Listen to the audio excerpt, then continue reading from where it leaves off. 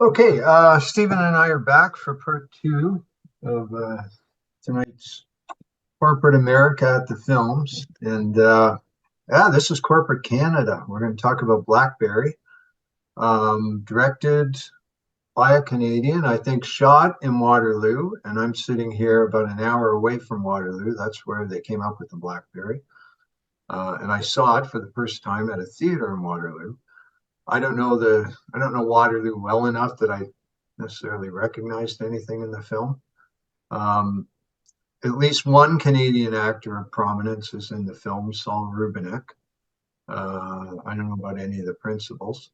Anyway, it tells a story about the invention of the BlackBerry from these two guys working just basically out of a garage, all the way to their breakthrough as a kind of precursor, one of, I guess, two main precursors to the iPhone. There was the BlackBerry and the Palm Pilot. And I did have a little experience with Palm Pilots. The standardized testing we do in Ontario, the first 2 or 3 years I marked it, that would have been going back to about 2001, 2002. We actually entered our data in Palm Pilots. But as I said in the previous conversation, I've never owned a cell phone, never owned a BlackBerry. So I was kind of on the outside looking in as I watched this film. You're going to have to carry this, Stephen. I'm going to read the short thing I wrote on the message board. Okay. Just to give you a sort of a general overview. It's very short of my reaction to it. The problem is that a month later, I remember very little. So I said, I found the three principles so hard to take. One yells and scowls nonstop. One is a cartoon geek. The David Foster Wallace guy wears the same dopey expression the entire film that I wanted out after about half an hour. When Saul Rubinek appears, he puts those three actors to shame just by acting human-like. Rich Sommer, who's Harry Crane on Mad Men, he does all right too. The soundtrack is better than Air's, but to little effect. I didn't get Waterloo Sunset at the end for a few seconds, but then I figured it out. And then I had a brief note about remembering Obama using the BlackBerry. That's all I really had to say. And I really, looking back on it, that's what sticks out to me, how hard to take these three principal guys were, especially the business guy that they bring on board. He just spent the whole film scowling and yelling. Well, I'd say first off, that's an accurate description of the movie. It sounds like I liked it more than you did, but Yeah. I can't disagree with any of your points as far as they go. Um, First off, I'm not sure which of the is Well, you froze up Shea there. Bushel, is that how you say his name? Can you repeat that? You Is he the froze up. Canadian you were referring to? You froze up, Stephen. Can you say that again? I was wondering who the Canadian was. You said there's at least one Canadian in the Saul cast. Rubinek. Do you know the actor Saul Rubinek? Oh, he's Canadian. Okay, Yeah. yes, I do know him. Yeah. Okay, Pretty sure well, he's Canadian. the geek guy, as you called him, the buddy of the Mike, that's the director. He is a Canadian, yes. That's the director, the guy who's sort of not the guy with the headband, the other guy. Yeah, the headband guy's got the T. He's always wearing a T-shirt, and he gets kind of cut out about midway through, and he's the one who keeps trying to tell his friend, "This isn't what we're about." That guy. That's the director of the movie. That's the director. Okay. Okay. I called him the David Foster Wallace guy. He sort of reminded me Okay. of David Foster Well, Wallace. anyway, I think I made this. It wasn't even a joke, but way back when we first talked about if we were going to watch this movie, I said, "Do I get any brownie points for having seen The Dirties?" The Dirties is another movie by that same guy, Matt Johnson, that I didn't much care for, to be honest. Don't think I've heard And of it. he also acted in that movie. Okay. And I find him interesting in his what he wants to do with movies, and he's kind of like Quentin Tarantino without the self promotion. He knows a lot about movies, and he's whatever. But now I've seen him in two movies, and I'm not a fan of his acting. I'll just say right now that I'll take Chris Tucker over him, and so that's that. But so anyway, just for starters, he is a Canadian, and he is in the movie. Okay. Now, the guy that plays the business end of the threesome. Right. Glenn Howard. I take it he's a well-known actor because people Uh, on the message board seem to know him. It seemed the reviews seem to know him. What is he well known for? he's a regular on It's Always Sunny in Philadelphia, Ah, that which would has make him. somehow made it through 17. I'm not trying to critique it, but Yeah. it's made it now through 17 seasons. How much shows last that long? I Holy admit cow. I've never seen it, but I think one of the tricks is because the character he plays had that bald head, so that wasn't he has hair in real life. Oh, He well, has hair in the when he's on the TV show, so hmm. that was like a big deal. He got his hair done for the movie or That's undone, the I guess. Danny DeVito show, right? Yes. Right. Yeah, I've seen like seconds at a time, but no, I've never watched an episode. So that's where he's from. Okay. Jay Baruchel. Again, I'm not certain I'm saying his name right, but And what about uh, the third guy? Is he known for anything? The guy who's sort of the creative part of the yes, that's partnership. why I say I don't know how to say his last name. Jay Baruchel. I'm just going to Yeah. say it that way, but I'm not sure. He was on when I first time I saw him. He was on a TV show called uh, was it called Undeclared? It was after the Freaks and Geeks. It got canceled after a season. And Judd Apatow said, well, we'll just make a movie about college kids. I think it was called Undeclared. And it was very similar. It had a lot of the same actors Oh, that bombed like Freaks and Geeks did. 'cause Jay Baruchel, I love Freaks and Geeks. yes, he was the main character in that particular show. Hmm. And then he pops up and stuff. I'm sure he's starred in some stuff, but he's a low key guy in terms of his fame and stuff. And it gets to a point I'm obsessed about this without knowing if it even mattered. But I'm going to go for it now and comparing the two movies. Air, Amazon tossed out 90 million, I think, to make that movie. They got a director and actor who's won an Oscar. They got a star actor who's won an Oscar. They got Viola Davis who won an Oscar. Oh, prestige going here. Yeah.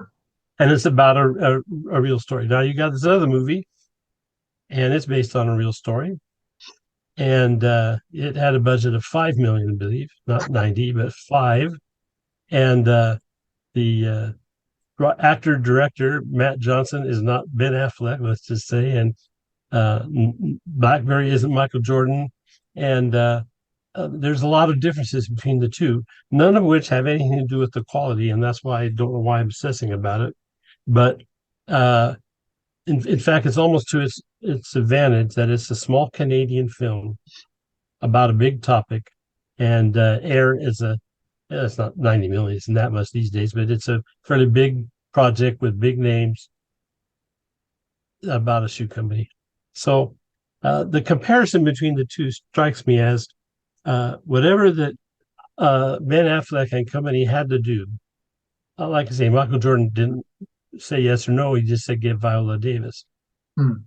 Making a $5 million movie, you probably don't have to worry so much. I mean, as far as I can tell, they were relatively close to what really happened. But within that, I just have to believe that Matt Johnson had way more freedom because he's making a little movie, Oh, not for because sure. it's Canadian, For but sure. because it's low budget movie and we can do kind of what we want. I mean, the first thing the freedom gives him is the freedom to, I don't know, did you find any of the three leads likable as people? Well, I like I say, I said so much about that one guy, the director guy, because he irritated me from the other movie. Right. Um, but Like you can't do that I in Air. You can't make all your principal characters. And you got to have no, somebody for the audience to kind no. of engage with. But you can do I guess that I with would $5 say million film. I have a higher tolerance for the yelling characters, but I don't think I'm supposed to like him. I didn't like the guy as the Like them, character. maybe that's the wrong way to phrase that question. Um, I'm just, you can't really put objectionable characters, or it's much harder to put objectionable characters up front in the $90 million movie than the $5 million. Mhm. Yes, yes. So that's the kind of freedom that a small budget affords you. There was Now another. I go just ahead. want to say there was another actor. Who's the big burly guy they brought in as things are falling apart to oversee? He was somebody well known. I can look him up if you want to talk for a second. Yes, and he's somebody who wasn't always big and burly. but he was I go back. He was like in Starship Troopers and what was the movie where the heads exploded by Cronenberg? He was in that. Oh, Michael that's something. that you just reminded me. That's the film that I knew him from. Yeah, the guy he explodes. His head explodes Yes, in I'm going to look yeah, up his name. That's what I knew him from. Michael Was something. Scanners. Michael Ironside. There you Yes, that's him. And I don't know because he's getting old like we all are. Matt Damon wore a fat suit, I guess, for air. I don't know if what he was doing in that movie. Maybe just hey, we all put on weight. go. It's But hard. anyway, that's yes, he was. They had noteworthy people in the movie. They were just that level of noteworthy. Oh, it's that guy, wasn't he? A Starship Trooper guy, not. Oh, it's Matt Damon. So that was that. I think that one thing I can offer, not against what you're saying, but just as a different angle, I have had cell phones. Okay. I had, Most people have. we never had a BlackBerry. We were Palm people, and we had various versions of. We had Palm and Palm Pilot. We had a Trio, up to the point when I finally decided I'll go Android. So we had quite a long time of that. In fact, my wife found an old Trio in her drawer, so she said, "Look, I still have it." Anyway, the thing I remember about it, and I think it really came across when they made the presentation, where he cobbled together something in 5 minutes and gave it to Saul Rubinek and said, "No, turn it this way and do it." And that was this. Yeah, they both had to get scramble around, right, to get their prototypes ready Yes. in both films. Well, I Um, really wanted back when they came out. I wanted Palm. I'm not even sure they were called pilots yet. My wife didn't understand why anybody would want such a thing, which just looked like a Rolodex but electronic. But I said I wanted one, so I got one for my birthday, and we opened it up while we were eating at a Mexican place. And she takes it, let me see what it does, takes it away, and the next day she got her own. It was exciting. It didn't even do anything yet, honestly. Played MP3s. yeah. Then it got email, then it got all the stuff. The point is, I can remember going to like family get-togethers. Look, I've got this new blah blah blah. And they're always phones, and this one does this. Then the cameras, all this stuff. Well, when Saul Rubinek is playing with that prototype that's fake, that feeling that he was having, and they're having to explain to him what it does because nobody's ever heard of this. That seemed to me very accurate. It Right. didn't have to be about Blackberries. There's all sorts of things that happen, progress over time, where when they're first introduced, no one knows what's the point of this. I mean, just having a PC in the houses was weird, Hmm. but that was accurate. And and I'd say I don't never had a BlackBerry, but the introduction of that kind of thing into your hand and into your house, that was real as it was presented. Here's something that links it with the social network and also oddly links it to a book I'm reading now and something I just read today. In both the social network and BlackBerry, at some point in the film, very early in the social network, a system gets overrun by a flood of Mhm. people, right? And social network, it's when they come up with that thing on campus that Yeah. overruns, shuts down the entire Harvard online connection. And then in BlackBerry, it's I think when they get into this argument about they sell too many BlackBerries and the system gets overrun. And I'm reading this autobiography, John Giorno's autobiography. When he starts Dial-A-Pone, it happens. Same thing happens. It Yeah. takes off. It gets reviewed everywhere in the New York press and the underground press. And then there's a point where they've got these 10 phones linked together. It's very primitive. This is 1968 or 69, but it reminded me, it made me think this is like an early precursor to Facebook and to the BlackBerry and that Exactly. linking. Um, so that was kind of neat. I didn't quite, the whole it's one of those you got to go up so the company can fall apart Yeah. stories. I didn't quite thought maybe I was just exasperated by that point, but the intricacies of why the company fell apart, I don't think I necessarily got all that. I would agree. It was at the moment when the guy smashes the phone when he's talking to him on the cell, and he's saying, "What the hell? Everything broke down," and Mike saying, I think Verizon did this to us on purpose. I think it was Verizon, whoever it Yeah, was. stuff like that And lost me so, a bit. and then he's saying, no, no, this is a hostile takeover.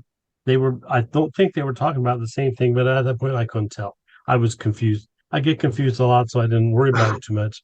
But yeah, uh, it's going to go down Well, the one thing I because, did understand was this looming shadow that they had yes, the iPhone presentation, and it's yes. almost like everybody knows that that's the beginning of the end. Yeah. They Well, can't go. that's hindsight for us. When we watch Air, we know that the Air Jordans are going to work and that they're Right. still selling them to this day. And when we watch Blackberry, we know that nobody uses Blackberries anymore. So the Air almost has to just go up until it makes its peak. And Blackberry has to go down because nobody uses Blackberries. And that's, And one of the end notes of Air is point of irony: Air buying, Nike buying Converse in yes. 2003. Whereas it's completely the other way around. BlackBerry got bought by one of the big tech companies at one point, I think, to try to keep it afloat. And I did look them up after I saw the film. Like they were still kind of hanging around, and their stock was worth, a dime or something. I think they're officially gone now. It was kind No, of hard I to, I mean, I wish I could remember.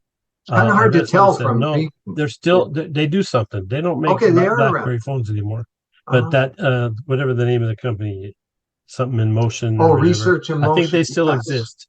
Yeah, I think you might be right there. I assume the founders are long gone and on to other stuff, right? Okay, the because something like this, I don't know anything about it, so I take 20 minutes to do the what was real, what wasn't. The geeky guy that was played by the director, uh, he saw what was coming, I guess. He sold out when the stock was still very good and got millions and millions of dollars. And he's a very happy, kicking it Okay. kind of guy because he's got money. Uh, I don't remember what happened to the other two, but Well, that part I do remember. we should say that part of the company was falling apart as presented in the film was that they got charged with what, insider trading or something. Yeah, but that was The another thing they didn't get. It's like when not the FBI, but whoever shows up. Maybe Yeah, it was the SEC. It was confusing yes, because there was yeah, American governmenty people that were coming in there to the Canadian company. I was yeah. confused I at hadn't first, thought but about that. That is weird. not like they didn't do Blackberries in America. So Yeah, but that sort of explained part of the downfall too. Um, but okay, so they are still around. Man, it's something else just crossed my mind. I don't know what it was. Oh, the music. What there was. I mentioned Waterloo Sunset mhm. at the end, which took me a minute to clue into.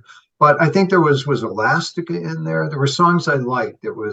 But I didn't think they were Yeah, used to, they didn't really have any resonance. It just, oh yeah, I like that song a lot. I wish they'd used it better. What else was there? I could look it up. I didn't make any notes. Do you remember anything in particular? no. Did you feel? I mean, you mentioned that you live near Waterloo. Yeah. Uh, Maybe this is a lame question, but when a movie like this, when you watch a movie like this, do you have any sense of like good Canadian movie, or is they're all movies are the same to you and they're good or Um, bad? Good question. I think I don't think I necessarily go in expecting to see a lesser film if it's Canadian. I mean, I probably know they're working with a smaller budget. Um, Certainly, we talked about the Sarah Polley documentary. I didn't care that much for her last film, but Going Down the Road's one of my favorite films ever. Right, Cronenberg's big right. films. No, I don't think I'm really conscious of that. Um, this one, I mean, I almost wish I knew more about Waterloo because I'm sure there was lots of interesting Waterloo stuff there. I think it all took place fairly close to either the Western campus or the University of Waterloo campus. The theater I go to is just around the corner from, or Wilfrid Laurier, I should say, just around the Hmm. corner from Wilfrid Laurier. Western's in London. I shouldn't have said that. Here, I've got the soundtrack here, and there's not a whole lot of it, but yes, it has Elastica's connection. It has Love Will Tear Us Apart, which I remember thinking, that's really weird. Why are they using Oh yeah, I don't even remember how it was used. It just struck me as I think he was playing it on the way into work. That guy, the business guy, which was really strange. It had those two songs. The Strokes were in it. Can't say as I remember that. It's got Mark Morrison's Return of the Mac, which I used to like when it was a hit. Moby's in there. A White Stripes song I don't know. MC Hammer, Teenage Mutant Ninja Turtles.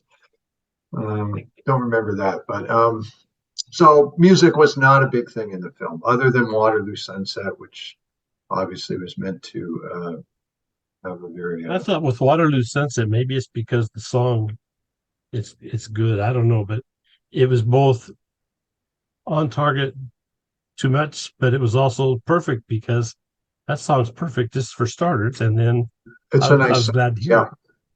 Yeah.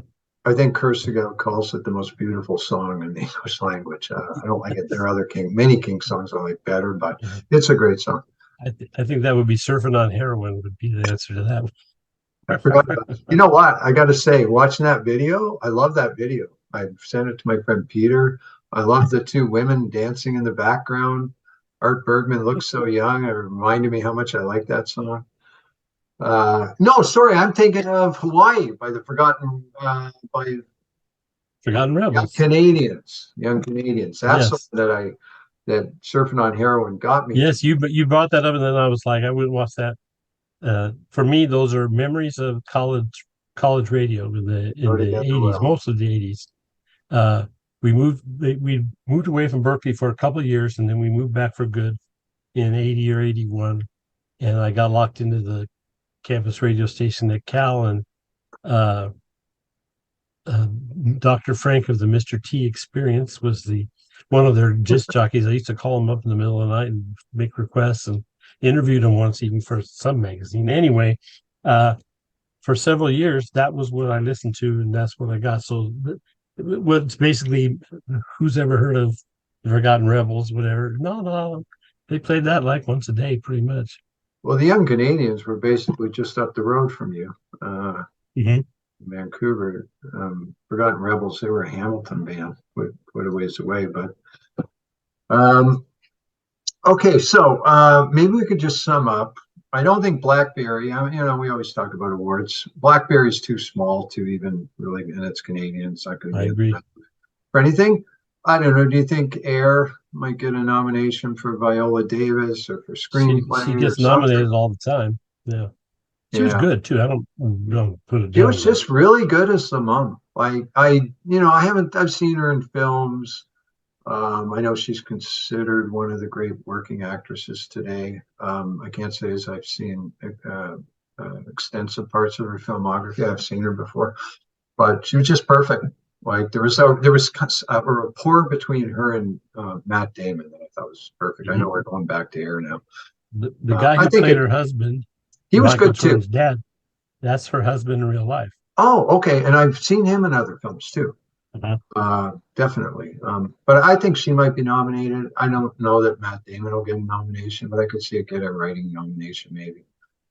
I think maybe if it was in December, it That's was good. fresh in Yeah, people's mind. it's got that disadvantage. It is too early in the year. Those films get forgotten. Anyway, I think that's about all I have to say, Stephen. It was good. I think we linked two films together. It makes sense, and I would definitely recommend people see Air. Stephen's higher on Blackberry than I am, but it would be good if you can see them in tandem because there's overlap and Yes, differences that are interesting. I agree. Okay, great to talk to you, Stephen.